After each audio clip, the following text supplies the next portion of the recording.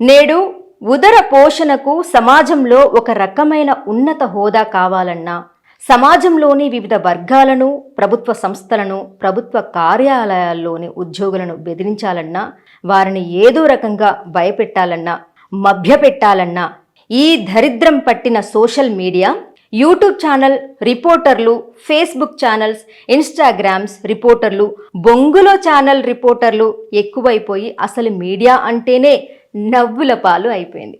ఇప్పుడు అవ్వడమేంటి సార్, ఎప్పుడో అయిపోయింది. ఎప్పుడైతే ఒక రాజకీయ నాయకుడు ఇంటి ముందట వెళ్ళి పండగ వచ్చింది, పబ్బం వచ్చింది అని చెప్పేసి 2 కిలోల మటన్ తీసుకొని వస్తారో, ఎప్పుడైతే ఒక ఫుల్ బాటిల్ తెచ్చుకుంటారో, ఎప్పుడైతే కొన్ని మెయిన్ ఛానల్ కానీ, కొన్ని మెయిన్ పేపర్ల వాళ్ళు కానీ ఇంటికి రాజకీయ నాయకులు డబ్బులు పంపిస్తే తీసుకొని దాన్ని హుందాగా జేబులో వేసుకుంటారో, ఇలాంటిది ఎప్పుడైతే మొదలైందో అప్పుడే మీడియా పరువు పోయింది, గంగ పాలైపోయింది.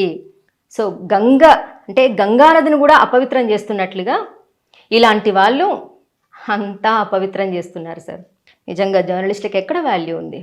పండగలు వస్తే, పబ్బాలు వస్తే మెయిన్గా కొందరు మెయిన్ స్ట్రీమ్ ఛానల్లో పనిచేసేటువంటి పెద్ద పెద్ద వాళ్ళు కొందరు ఎవరైతే ఉంటారో వాళ్ళ ఇంటికి 2 kgs మటన్ వెళ్ళిపోతుంది, ఒక మందు బాటిల్ వెళ్ళిపోతుంది, 50,000 గిఫ్ట్ ప్యాకెట్లో పెట్టి పంపించేస్తూ ఉంటారు. సో ఏదో రకంగా వాళ్ళకి చెందాల్సిన అమౌంట్ వాళ్ళకి చెందుతూనే ఉంది.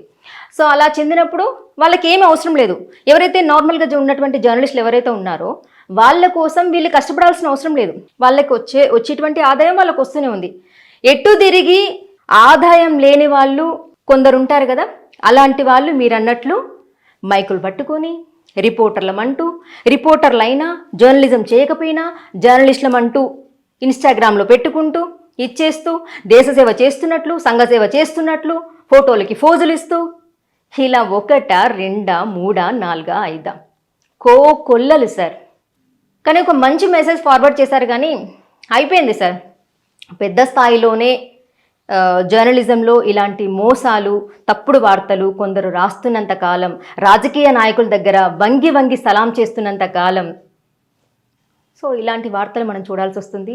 ఇలాంటి పుట్టలుగా, కుప్పలుగా, తెప్పలుగా రిపోర్టర్లమంటూ, జర్నలిస్టులమంటూ వస్తూనే ఉంటారు సార్. విలువలతో కూడినటువంటి జర్నలిస్ట్ని చూడాలన్నా, విలువలతో కూడిన రిపోర్టర్ని చూడాలన్నా ఎక్కడో కొందరు మాత్రమే ఉంటారు.